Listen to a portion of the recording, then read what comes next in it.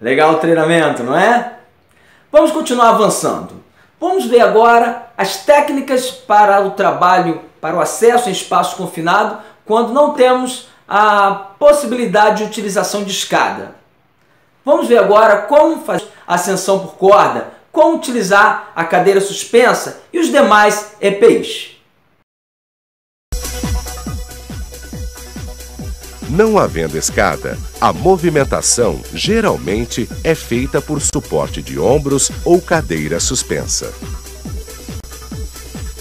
O suporte de ombros deve ser apenas utilizado para pouca profundidade e pequenas dimensões, devido ao desconforto da posição. Tem que ser usado com trava-queda em linha independente.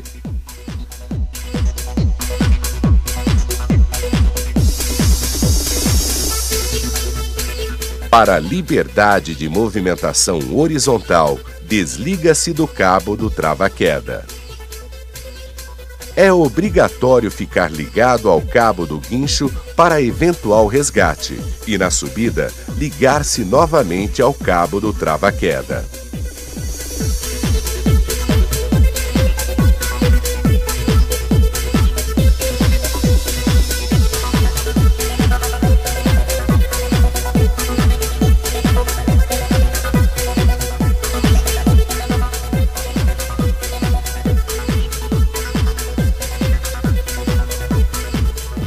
O uso da cadeira suspensa oferece máximo conforto e permite pendurar material, sendo que o peso total, trabalhador mais a carga, não ultrapasse 140 kg. Importante! Para possibilitar livre movimentação no piso do espaço confinado, o trabalhador já deve estar com um talabarte ligado na argola das costas e no cabo do guincho. A cadeira suspensa possibilita desempenho eficiente, principalmente para trabalho nas paredes ao longo do espaço confinado. Importante: para trabalho no piso, o trabalhador deve desligar-se da cadeira e andar no piso com o talabarte ligado à argola das costas, já conectado antes da descida.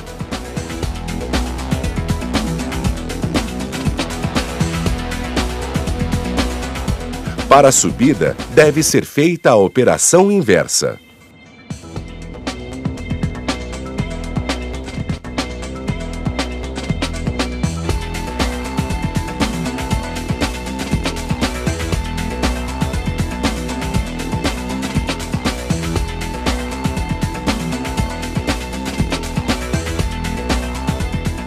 Para a movimentação horizontal em locais com altura limitada, o resgate geralmente só é possível com o cabo ligado nos pés.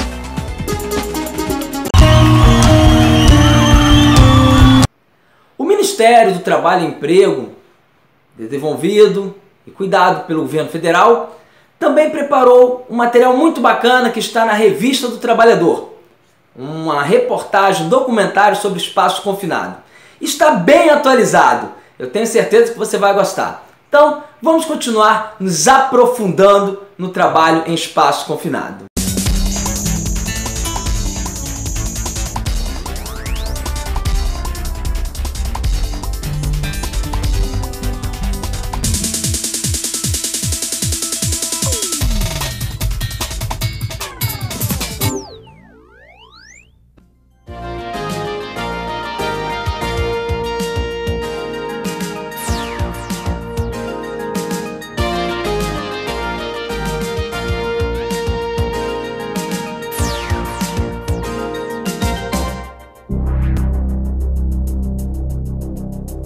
Você acabou de ver uma equipe de trabalhadores se preparando para entrar numa galeria, ou melhor, num espaço confinado que requer permissão de entrada.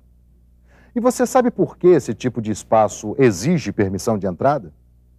Bom, você vai descobrir a razão da permissão e outras coisas muito importantes sobre os espaços confinados. Um espaço confinado é um lugar com entradas e saídas restritas ou limitadas. Nesses locais, o trabalhador só deve entrar para desenvolver uma atividade específica. Um local é considerado um espaço confinado quando apresenta Atmosfera de risco com concentração de oxigênio abaixo de 19,5% ou acima de 23%. Concentração de qualquer substância tóxica acima do limite de tolerância. Concentração de gás ou vapor ou névoa inflamável em condições superiores a 10% do seu limite inferior de explosividade. Qualquer condição atmosférica imediatamente perigosa à saúde ou vida. Aberturas estreitas dificultando a entrada e saída dos trabalhadores.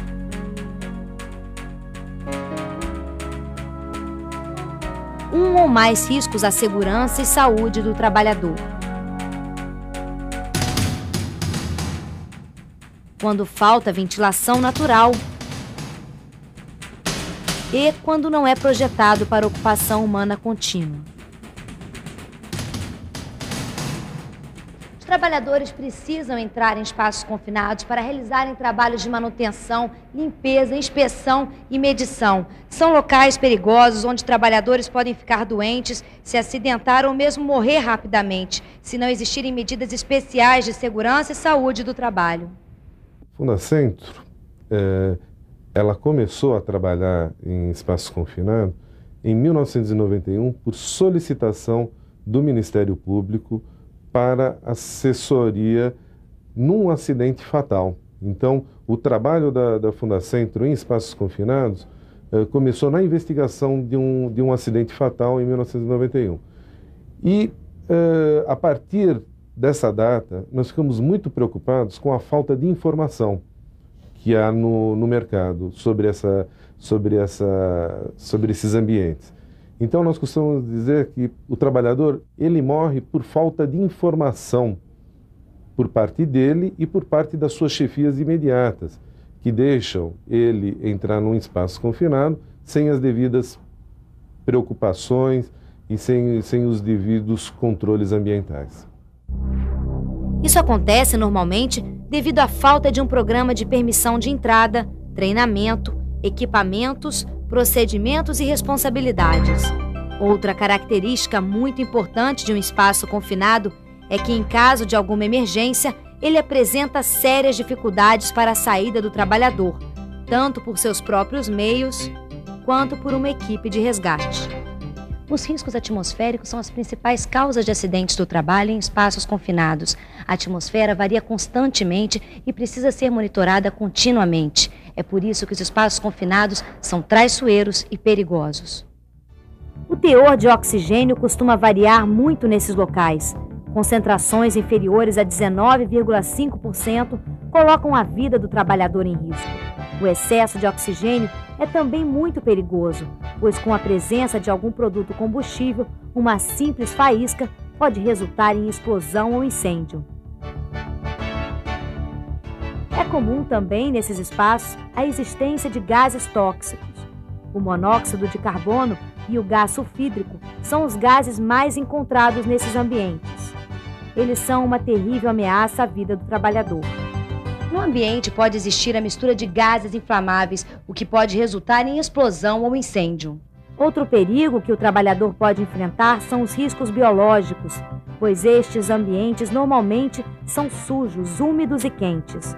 Essas condições são favoráveis ao desenvolvimento de fungos, bactérias, parasitas, protozoários, insetos e animais peçonhentos.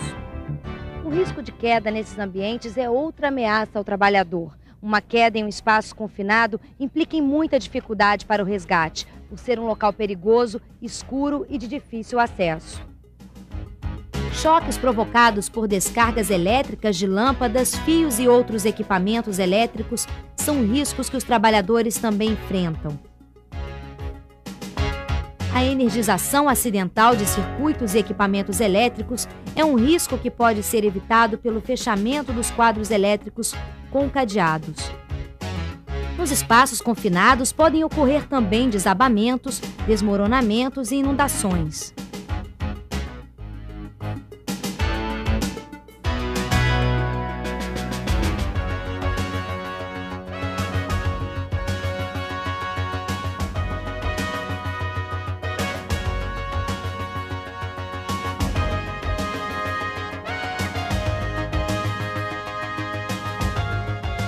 fundamental ter à disposição equipamentos adequados em perfeitas condições de uso para a execução de trabalhos em espaços confinados.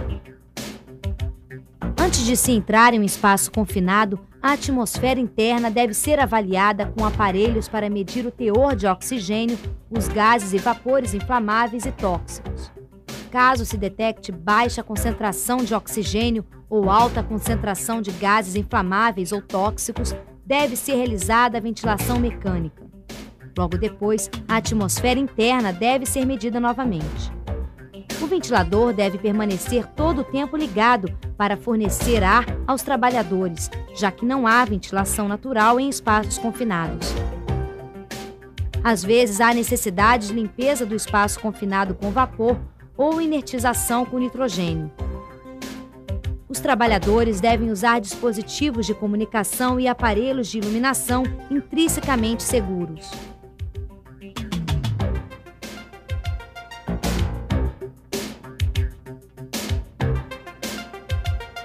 Equipamentos de proteção individual, emergência e resgate são imprescindíveis, assim como os protetores respiratórios autônomos e os movimentadores individuais de pessoas nos espaços confinados verticais. Após a verificação de todos os itens de segurança, o supervisor autoriza a entrada dos trabalhadores por meio de um documento chamado Permissão de Entrada. Neste documento consta o tipo de espaço confinado, o objetivo da entrada, os nomes de todos os trabalhadores autorizados, além de enumerar os riscos daquele espaço e as medidas usadas para controlar ou eliminar os riscos antes da entrada. Na permissão, deve constar também os números de telefone dos serviços de resgate e emergência. Este documento vale só para um período de 8 horas de trabalho.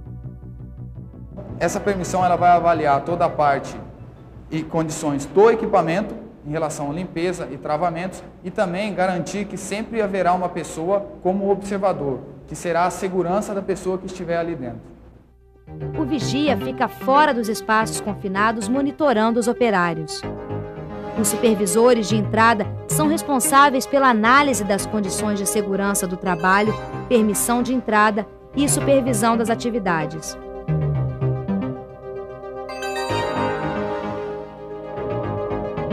Existem também os técnicos responsáveis pela monitoração e análise das condições atmosféricas e os trabalhadores autorizados para a execução das tarefas.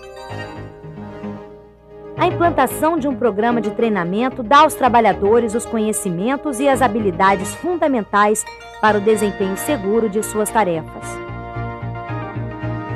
Sem o treinamento, o profissional arrisca não só a sua saúde, mas a própria vida.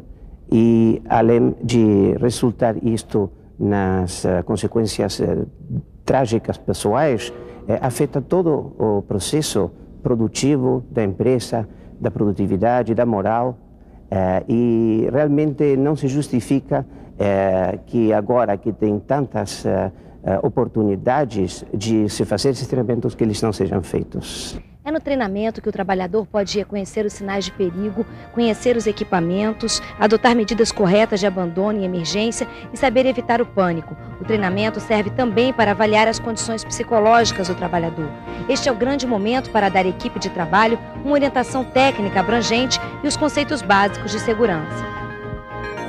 Existem vários tipos de treinamentos para espaços confinados? Na verdade, não é que existam vários modelos de treinamento. Existe o básico das informações, quer dizer, aquela literatura básica, mas cada espaço confinado é um espaço que tem que ser devidamente avaliado e planejado um treinamento para esse tipo de espaço. O que falta para que as empresas tenham essa cultura do treinamento? Primeiro, eles têm que reconhecer os riscos que eles têm. A grande maioria não está reconhecendo ainda qual é o grande perigo de espaço confinado. A partir do momento que eles consigam identificar o risco dentro das empresas, aí eles vão entender a preocupação e evidentemente, a necessidade de se efetuar o treinamento com os trabalhadores envolvidos nessas operações.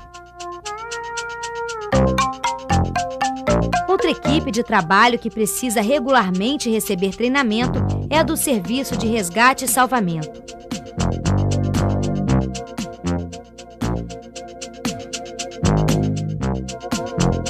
Eles precisam estar sempre preparados para socorrer operários acidentados ou presos em espaços confinados.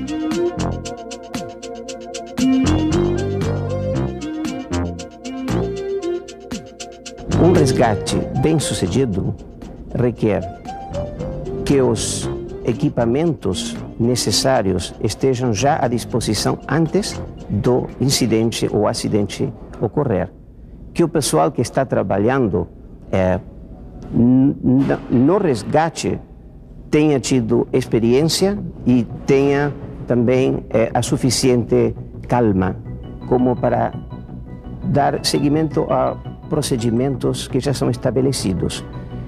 O estresse, nos casos de certos espaços confinados, faz com que nas estatísticas a gente veja que ocorrem às vezes até 2 óbitos de socorrista por cada vítima que morre no espaço confinado.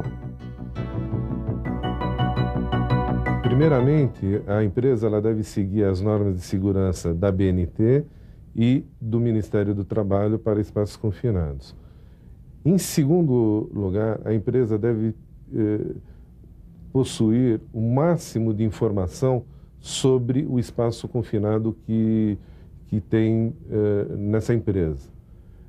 Então, deveria haver um processo onde a empresa deveria reconhecer o espaço confinado no seu ambiente de trabalho e prover todos os meios possíveis de avaliação dos riscos e controle dos riscos, principalmente através de um programa de permissão de entrada em espaços confinados, onde se faça uma entrada segura e também, principalmente, através de uma folha de permissão de entrada.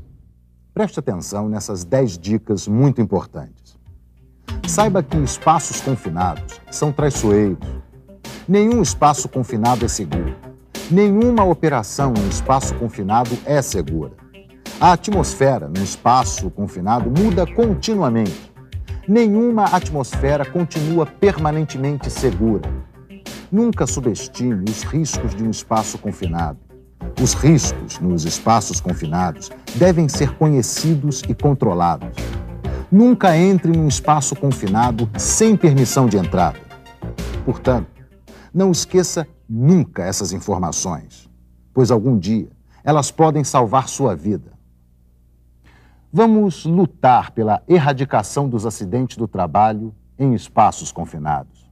Fundacentro, trabalhando pela segurança e saúde de quem trabalha.